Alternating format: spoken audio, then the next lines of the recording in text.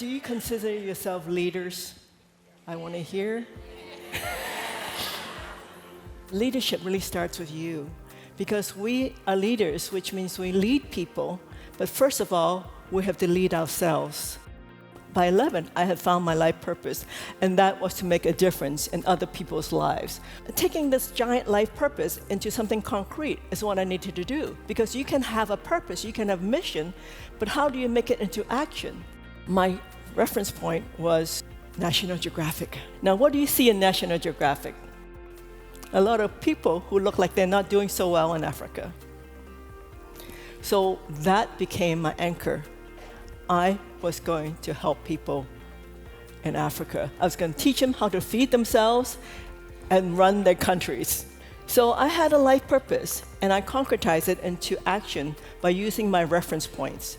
So you have your reference point, what is it, and how is that going to help you anchor and make your life purpose into reality? Because your life purpose is the north point of your personal compass. It helps you to navigate to your goals. In each organization, like for example in Aveda, we worked with the Amazon native populations to grow back the indigenous plants so that we who use hair care, skin care, can have natural materials, and they have a livelihood that depends on what they really know.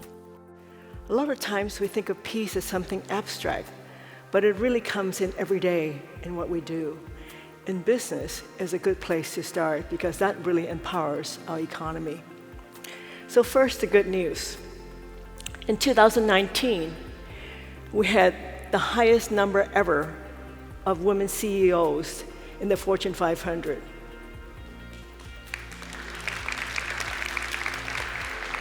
That's a sparkling 33 out of 500.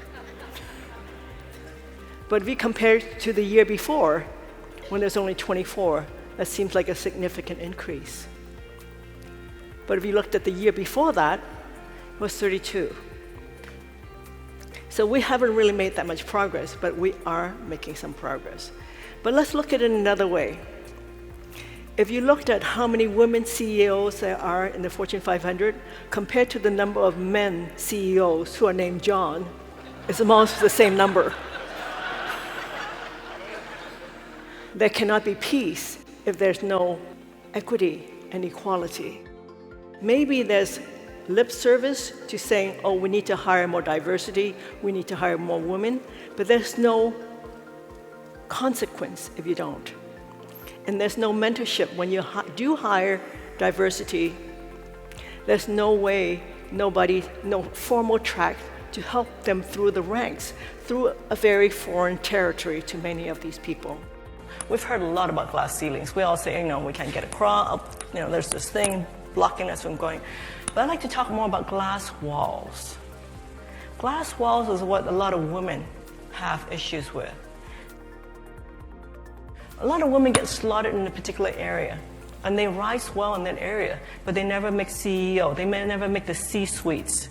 Why? It's because they don't have a breadth of experience. They are usually in areas where there has less bottom line responsibility, they have less diversity of experience, and they have less skills that are known to be supposedly more revenue driven. So sometimes we don't get up over the perceived glass ceiling because we haven't gone past the glass walls. A labor standard for apparel workers. How that came about is I looked at my work and my purpose, which is to make a positive difference, make people healthier and happier. And I know about the apparel workers and having the issue. So I brought it up into my company, and being president is helpful because people listen to you. But I shared it with my group.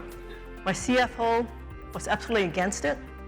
My production people were against it. My merchandising people were against it. My marketing people were against it. My sales people were absolutely against it. They said, how can you change the pricing? How can you demand these things? It'll make us uncompetitive. It'll make us slower. Our quality will suffer. And we're going to lose out in the marketplace. Our goods are going to be more expensive. They're going to be late, and you name it. So again, being president, you get some privileges. Like you get to make a decision. But we always want to make decisions collaboratively. We don't want to make a decision based on my opinion.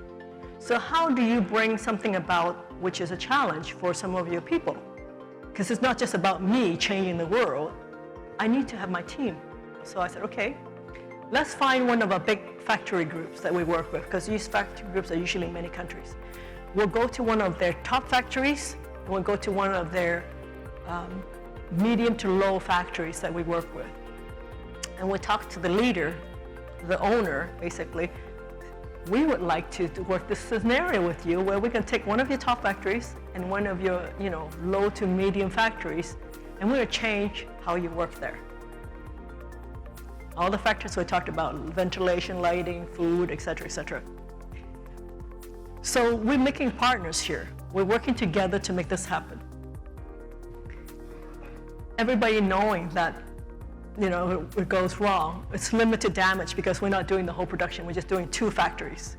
Of course, there's still a lot of money, but at least it's manageable in the scheme of life. Now I can get the buy-in from my group. So with that, we started this experiment. Well, you know what? Production was ahead of time, quality was better, we had less wastage, we had less damage, and we didn't have to air the goods, so we saved money there too. And that's how we started changing the whole industry. Every one of you have what it takes to get what you want. It's inside of you. Just go back inside. Don't listen to the tapes from outside, from everybody else telling you what to do, what to love, who to date, what job to have, what car to drive. You know what it is that you need. Go back to your inner wisdom. Listen to your voice, the voice that has been silenced by all this outside tapes. When you get back to that point, find out what is your compass point, and from there, you will live the life that you are born to live.